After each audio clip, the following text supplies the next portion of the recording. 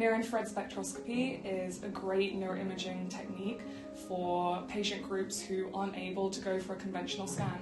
I can see this being used as a monitoring technique in hospitals for newborn babies who lack oxygen at birth. If the umbilical cord is wrapped around their neck, perhaps you could get the cap on them immediately to determine whether there'll be any severe brain damage.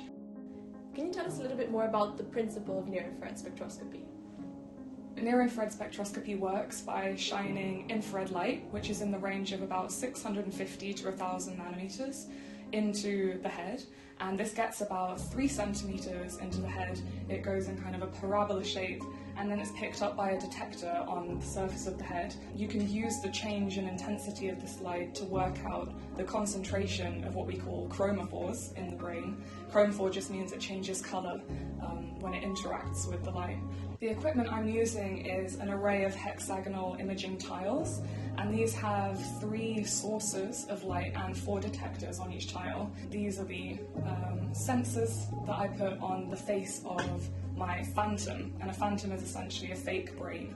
It consists of a box which has the same optical properties as the scalp and the skull, and then I fill that with a mixture of fat and water and then animal blood. I use oxygen gas to fully oxygenate the mixture, and then I add some just baker's yeast. This rapidly deoxygenates the mixture, which essentially simulates a stroke in my phantom. And I can see if my system is picking up that rate of decline of metabolism. Could you talk us through the methodology of how you conduct experiments with participants?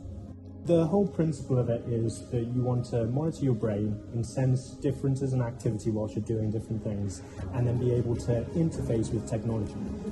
The Lumo actually has tiles which shine light and detect it. I'm using 8 of these tiles in my experiment to cover the left side of the motor cortex. I usually end up getting the participants in, put on the cap. After they've done the motor tasks, clenching and unclenching your fist, and then I do the reconstructions. You can often obviously see the motor cortex area having an increased concentration of oxygenated hemoglobin. I'm trying to currently use deep learning algorithms to create an image classifier which can robustly use these images to say whether it's active or baseline. If you can have a 3D image of metabolism, that would be the dream for this technology. I think it's very promising in the idea of creating a good ecosystem for a non-invasive brain-computer interface. With the development of this technology, we can have a deeper understanding without having to actually drill into the brain.